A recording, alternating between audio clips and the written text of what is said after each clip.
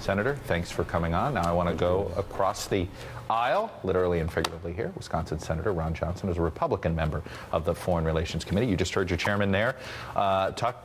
Any disagreements with the case he was making for military action? What I'd like to point out is, the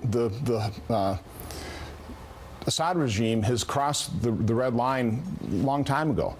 I mean, they've been slaughtering innocent civilians. You're comfortable with the intelligence that says that? You believe they've been slaughtering no matter what they've used, whether it's chemical weapons or bombs or bullets. They've been killing, they've been slaughtering their citizens. And we have had a national security interest at stake here for more than 2 years because of the chemical weapon stockpile that Syria has. You would have acted a lot sooner. I'm not saying would have acted, because the other side of the equation in terms of how you act is, who do you replace the Assad regime with?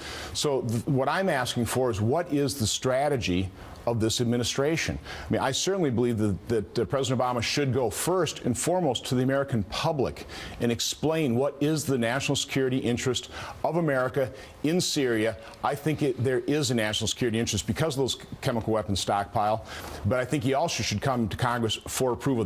What's the rush at this point in time? We've sat and dithered for more than 2 years. You don't feel like 2 weeks is another 2 weeks? You guys don't come back into the slaughter has been going on for more than 2 years.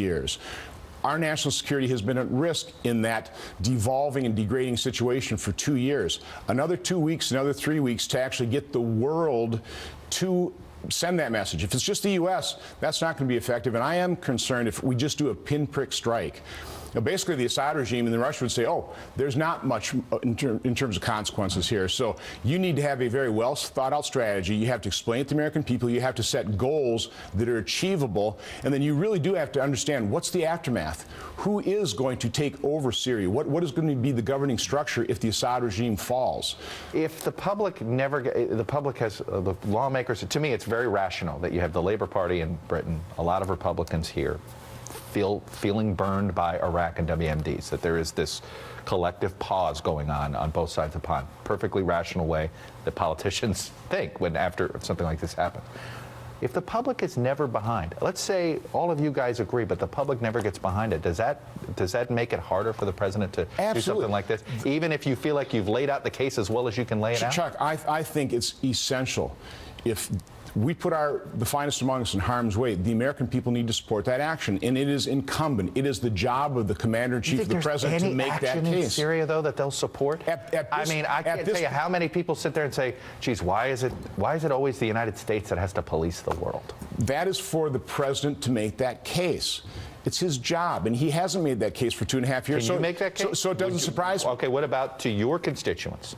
If you end up voting to support this, sounds like you would vote if the compelling case. You want to hear what the case is. I need to know the case, and I also need to know who are the rebels. We don't know. But it sounds like you are inclined to. Part of the problem. So what would be your case to your constituents? Part of the problem in how this situation is degraded over 2.5 years because of lack of American leadership, because the president did not assemble that coalition of the willing.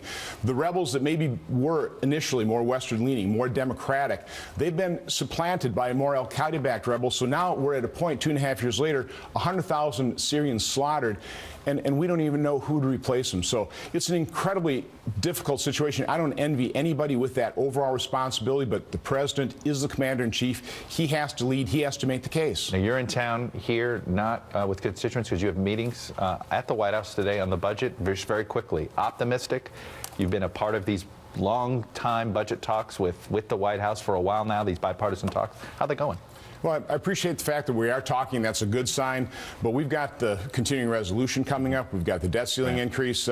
We need to take government shutdown, those types of things off the table. And we've got to actually start working toward real solutions. But it starts with defining the problem, Chuck. And you guys still haven't agreed on the problem. Our 30-year deficit is 72 to 100 trillion dollars. We got some real problems here that need to be addressed now. I want to bring you back and talk all budget, but obviously Syria top of mind today. Senator, thanks for coming in. Thank you.